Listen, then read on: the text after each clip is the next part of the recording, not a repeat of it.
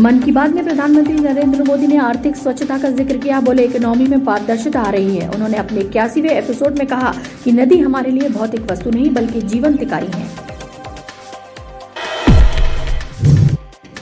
जबलपुर में dengue, malaria और viral के मरीजों के मिलने का सिलसिला लगातार जारी है। ऐसे में नगर निगम बीमारियों की रोकथाम के लिए विभिन्न इलाकों, बस्तियों में दवा का छिड़काव करने का अभियान चला रहा है। स्मार्ट सिटी लिमिटेड द्वारा कराए जा रहे एलईडी लाइट के कार्य में गफलतबाजी का आरोप लग रहा है। भाजपा के एक पूर्व पार्षद का कहना है कि उनके वार्ड में लाइट की फिटिंग बदली नहीं की गई और सर्वे रिपोर्ट में कार्य ओके दिखाया जा रहा है। आजादी के अमृत महोत्सव के तहत कृषि विश्वविद्यालय प्रांगण में किसानों के लिए प्रशिक्षण सेमिनार का आयोजन हुआ। इस प्रशिक्षण कार्यक्रम में भारत सरकार की महत्वाकांक्षी परियोजना एपीओ के तहत किसानों को उनकी उत्पादकता के नियति संबंधी विभिन्न जानकारियां प्रदान की गयी।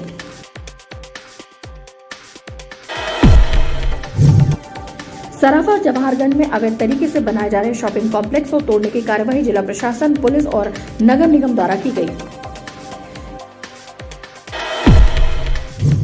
यादव कॉलोनी चौराहे के पास पानी की मेन लाइन के नोजल का नट टूट जाने से पानी का अपव्यय हो रहा है।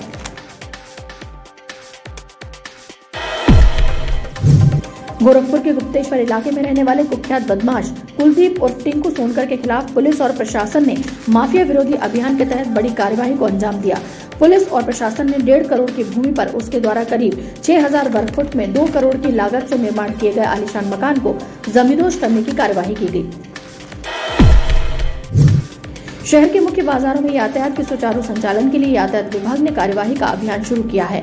यातायात विभाग के अधिकारियों ने सुपरमार्केट से मिलोनीगंज चौक के बीच दुकानों के बाहर सड़कों पर अवैध रूप से पार्क किए गए वाहनों के चालान काटे। राष्ट्रीय उपलब्धि सर्वे को लेकर एक समीक्षा बैठक का आयोजन डाइट में किया गया। राज्य शिक्षा केंद्र से प्राप्त अभ्यास प्रश्न बैंक, मॉक टेस्ट, अभ्यास टेस्ट पेपर, उसमें छात्र कितना हल कर पा रहे हैं, इस बात की समीक्षा की गई। भेड़ाघाट में सेल्फी लेने के दौरान नर्मदा नदी के तेज बहाव में बह गए दोनों युवकों के शव रविवार की सुबह बरामद कर लिए गए।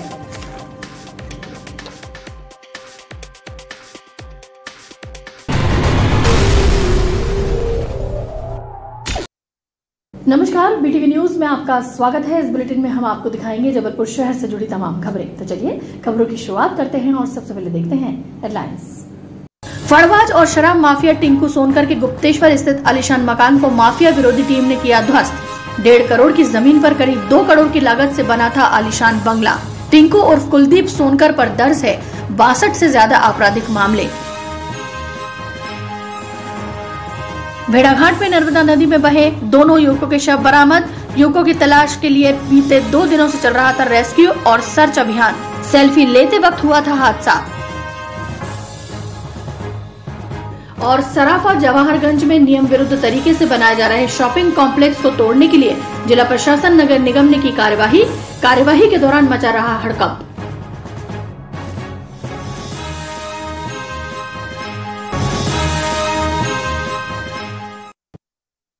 मन की बात में प्रधानमंत्री नरेंद्र मोदी ने आर्थिक स्वच्छता का जिक्र किया। उन्होंने कहा कि इकोनॉमी में पारदर्शिता आ रही है। उन्होंने अपने 81वें एपिसोड में कहा कि नदी हमारे लिए भौतिक वस्तु नहीं बल्कि जीवंत इकाई है। देश के प्रधानमंत्री नरेंद्र मोदी हर माह के अंतिम रविवार को रेडियो के जरिए देशवासियों से मन की बात करते हैं और ऊर्जावान लोगों को तरक्की एवं देश सेवा की राह पर आगे बढ़ने के लिए प्रेरित करते हैं। मन की बात के 81वें एपिसोड में मोदी जी ने आर्थिक स्वच्छता का जिक्र करते हुए कहा कि देश की अर्थव्यवस्था में पारदर्शिता आ रही है। हमें पारंपरिक कलाओं और उद्योगों को पुनर्जीवित करने की जरूरत है। साथ ही वर्ल्ड रिवर डे के मौके पर उन्होंने कहा कि नदियां हमारे लिए भौतिक वस्तु नहीं हैं, बल्कि जीवंत इकाइयां हैं। इसलिए भारतीय संस्कृति में नदियों को मां का दर्जा प्राप्त है। रिसर्चर्स और स्टार्टअप ध्यान देने का आग्रह करता हूं, जो लोगों की कमाने की आय को भी बढ़ाने में मददगार बनेगी। साथियों, पारंपरिक खेती से आगे बढ़कर खेती में हो रहे नए प्रयोग, नए विकल्प, पुलवामा के 2 भाइयों की कहानी भी इसी का एक उदाहरण है। जम्मू कश्मीर के पुलवामा में बिलाल अहमद शेख और मुनीर अहमद शेख ने जिस प्रकार अपने लिए नए रास्ते तलाशे। भाजपा कार्यकर्ताओं द्वारा शहर के अलग अलग स्थानों पर कार्यक्रम आयोजित कर मन की बात का प्रसारण किया गया। मदन महल में पाटीदार भवन में कार्यक्रम आयोजित हुआ, जिसमें बड़ी संख्या में भाजपा कार्यकर्ता एवं जनता मौजूद रही। आज प्रधानमंत्री जी के द्वारा मन की बात के कार्यक्रम का आयोजन यहाँ पर किया गया।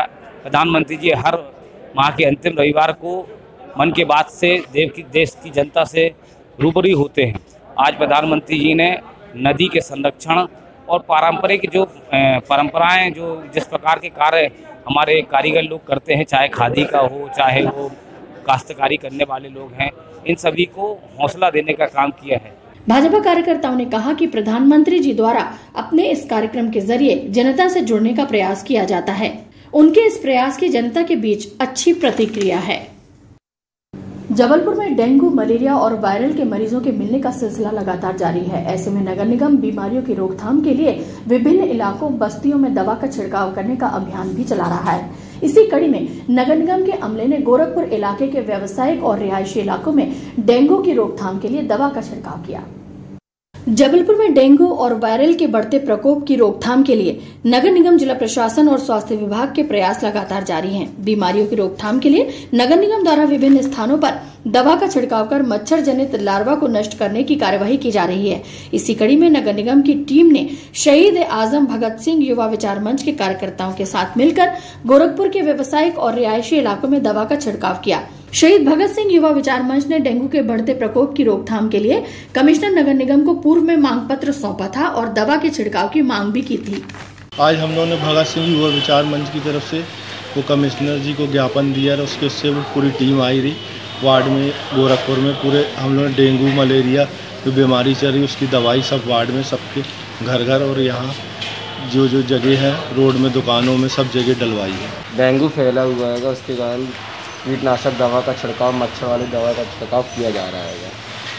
कहाँ किया भी आप लोगों ने? ये भी जिस जगह मतलब कि नाली में और नारियल के कप में हो गया, बाल्टी में हो गया, अभी उसमें ज़्यादा पाया जा रहा है, उसमें डाला जा रहा है। इस दौरान नगर निगम के अमले ने लोगों को सावधानी बरतने और पानी का जमाव न करने की समझाइश भी दी। स्मार्ट सिटी लिमिटेड द्वारा कराए जा रहे एलईडी लाइट के कार्य में गफलतबाजी का आरोप लग रहा है। भाजपा के एक पूर्व पार्षद का कहना है कि उनके वार्ड में लाइट की फिटिंग बदली नहीं की गई है और सर्वे रिपोर्ट में कार्य ओके दिखाया जा रहा है, यानी कागजों पर लाइट लगाई जा रही है।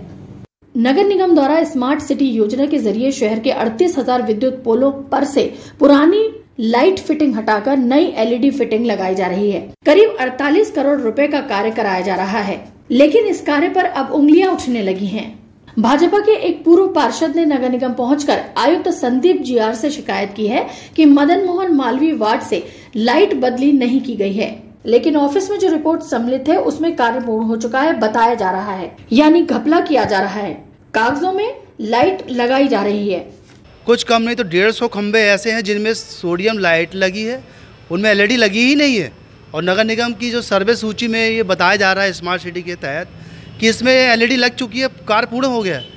तो ये गलत जानकारी दे करके मैं इसका घोर निंदा करता हूँ और इसका मैं विरोध करता हूँ। टोटल पैसे की बर्बादी मुझे नज़र में आ रहा है। कुल मिला के गलत सर्वे चल रहा है और स्मार्ट सिटी अपना रवैया बदल ले, वरना हम लोग स्मार्ट सिटी के खिलाफ जाएंगे। प्रमाण के तौर पर उन्होंने कुछ वीडियोग्राफ और फोटोग्राफ भी नगर निगम प्रशासन को सौंपे हैं और जांच की मांग की है। बहरहाल इस मामले में चर्चा ये भी है कि जो पुरानी फिटिंग खंभों से उतारी जा रही है उसे भी संभाल कर नहीं रखा जा रहा है, जिसकी वजह से एक और घोटाले की स्थिति भी बन सकती है। आजादी के अमृत महोत्सव के तहत कृषि विश्वविद्यालय प्रांगण में किसानों के लिए प्रशिक्षण सेमिनार का आयोजन हुआ। इस प्रशिक्षण कार्यक्रम में भारत सरकार की महत्वाकांक्षी परियोजना एपीओ के तहत किसानों को उनकी उत्पादकता के निर्माण संबंधी विभिन्न जानकारियां प्रदान की गयी, ताकि किसान अपनी उत्पादकता की पैकेजिंग, मार्केटिंग और निर्माण कर अपनी आय को दोगुना करने में सक्षम हो सके। देश के प्रधानमंत्री नरेंद्र मोदी और केंद्र सरकार के द्वारा किसानों की आय को दोगुना करने विभिन्न स्तरों पर प्रयास किए जा रहे हैं। इसके लिए किसानों की उत्पादकता के निर्माण, पैकेजिंग और मार्केटिंग के लिए किसानों को विभिन्न स्तरों पर प्रशिक्षित करने का कार्य भी किया जा रहा है। इसी कड़ी में कृषि विश्वविद्यालय में भारत सरकार की महत्वाकांक्षी परियोजना एफपीओ के तहत किसानों को प्रशिक्षित किया गया। कृषि विश्वविद्यालय के कुलपति डॉक्टर प्रदीप कुमार बिसेन ने बताया कि किसानों की आय को कैसे दोगुना किया जा सकता है। इसके लिए कृषि के दूसरे स्तर को लेकर किसानों को प्रशिक्षित किया जा रहा है ताकि किसान अपनी उत्पादकता के माध्यम से अपनी आय को बढ़ाने में सक्षम हो सके। निर्यात हमारा किसान कैसे करे, उत्पादन तो कर लेता है। तो अभी तक हम लोग जो है एक प्राथमिक कृषि से जुड़े हुए थे, प्राइमरी एग्रीकल्चर से जुड़े हुए थे। अब बात आ रही है सेकेंडरी एग्रीकल्चर की, द्वितीयक कृषि, मतलब अपने उत्पाद का प्रोसेसिंग, प्रसंस्करण कैसे किया जाए, उसकी प्रोसेसिंग, उसकी पैकेजिंग, उसकी मार्केटिंग, उसका ट्रांसपोर्टेशन। तो ये जो द्वितीयक एग्रीकल्चर कहलाता है, इसके माध्यम से अपने उत्पाद को निर्यात कर सकने में किसान कैसे सक्षम होगा, इस बात की अवधारणा को लेकर के आज प्रशिक्षण का कार्यक्रम एपीडा के माध्यम से जवाहरलाल नेहरू कृषि विश्वविद्यालय में आयोजित हो रहा है। प्रशिक्षण सेमिनार में विषय विशेषज्ञों द्वारा किसानों को उत्पाद के पैकेजिंग, मार्केटिंग और निर्माण से संबंधी लाभकारी जानकारी प्रदान की गई। सराफा जवाहरगंज में अवैध तरीके से बनाए जा रहे शॉपिंग कॉम्प्लेक्स को तोड़ने की कार्यवाही जिला प्रशासन, पुलिस और नगर निगम द्वारा की गई। कार्यवाही के दौरान क्षेत्र में हड़कंप मचा रहा। सराफा जवाहरगंज में सूर्यकांत छनिया द्वारा अवैध तरीके से बनाए जा रहे शॉपिंग कॉम्प्लेक्स को तोड़ने की कार्यवाही जिला प्रशासन, नगर निगम और पुलिस द्वारा की गई। अधिकारियों के मुताबिक कॉम्प्लेक्स बनाने के लिए जो नियम है उसका पालन बिल्डर द्वारा नहीं किया जा रहा है। साथ ही नक्शे के विरुद्ध निर्माण किया जा रहा था, इसलिए सीएम हेल्पलाइन की शिकायत पर कार्यवाही की गई। गली इतनी सक्रिय थी कि जेसीबी मशीन इस भवन तक नहीं पहुंच पाई, इसलिए मैन्युअली कार्यवाही की गई।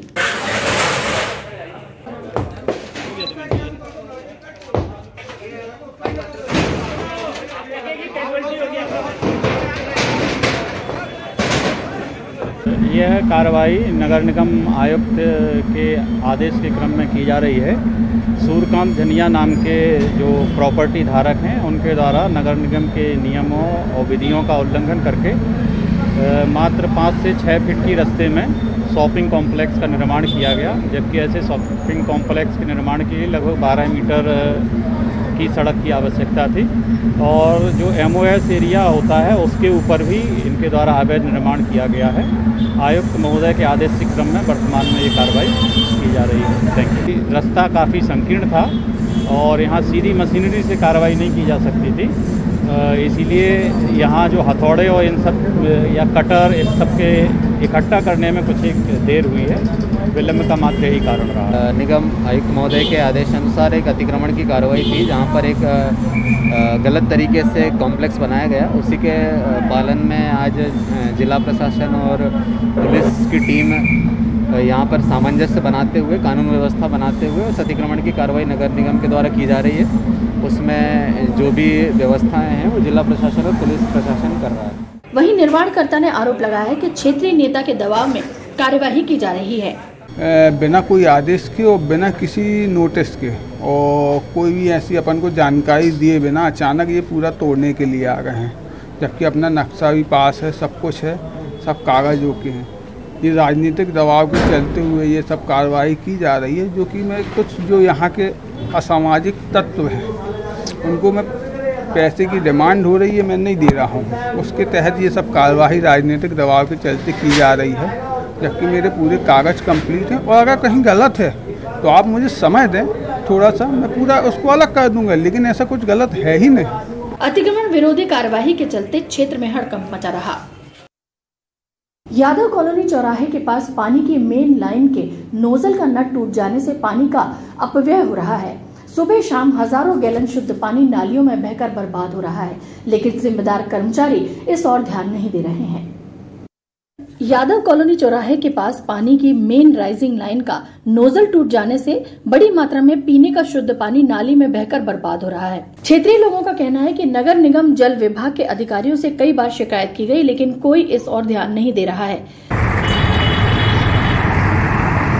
जैसा कि हम सभी जानते हैं पानी बहुमूल्य है, लेकिन यहाँ पर पानी बह रहा, व्यर्थ बह रहा है। लोग पानी के लिए मर रहे हैं, लेकिन यहाँ पानी व्यर्थ बह रहा है। प्रशासन इसलिए कुछ नहीं कर रही है, बहुत अनदेखा कर रही है। इसके लिए कुछ करना चाहिए प्रशासन को। हाँ, नट बोल्ट इसका बॉल चेंज कर दे या कुछ ऐसी व्यवस्था कर दे कि ये पानी न बहे। ये पानी बंद हो जाएगा तो इसके अपेक्षा कहीं और लोगों को मिल जाएगा तो अच्छा रहेगा। बहरहाल एक तरफ जिम्मेदार संस्थाएं बूंद बूंद पानी बचाने का संदेश जनता को देने के लिए लाखों रुपए का विज्ञापन करती हैं और दूसरी तरफ इस तरह की लापरवाही बरती जाती है जो चर्चा का विषय बनी रहती है। गोरखपुर के गुप्तेश्वर इलाके में रहने वाले कुख्यात बदमाश कुलदीप उर्फ टिक्कू सोनकर के खिलाफ पुलिस और प्रशासन ने माफिया विरोधी अभियान के तहत बड़ी कार्यवाही को अंजाम दिया। पुलिस और प्रशासन ने 1.5 करोड़ की भूमि पर उसके द्वारा करीब 6000 वर्ग फुट में 2 करोड़ की लागत से किए गए आलीशान मकान को जमींदोज करने की कार्यवाही की। कुख्यात बदमाश टिंकू सोनकर के विरुद्ध जुआ, सट्टा, अवैध शराब, मारपीट के करीब 65 मामले पंजीबद्ध हैं। इस कार्यवाही के दौरान भारी पुलिस बल तैनात किया गया है। माफिया और अपराधियों के विरुद्ध चलाए जा रहे अभियान के तहत जिला प्रशासन और पुलिस विभाग ने एक बार फिर बड़ी कार्यवाही को अंजाम दिया।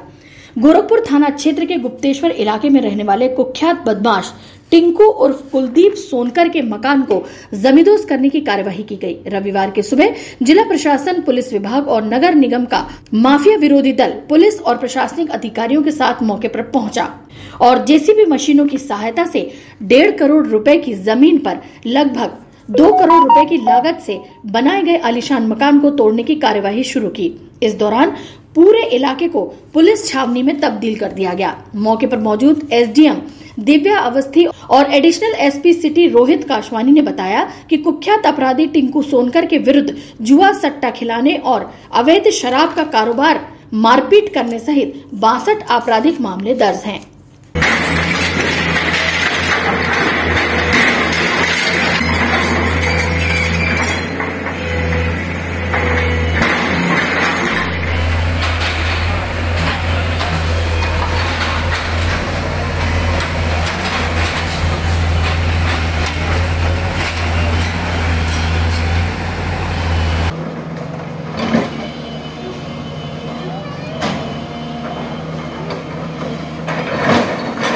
ये कार्रवाई टिंकू सोनकर के खिलाफ की गई है, जिसके प्रकार मेरे पास 62 प्रकार की कार्रवाई पुलिस के पास दर्ज हैं।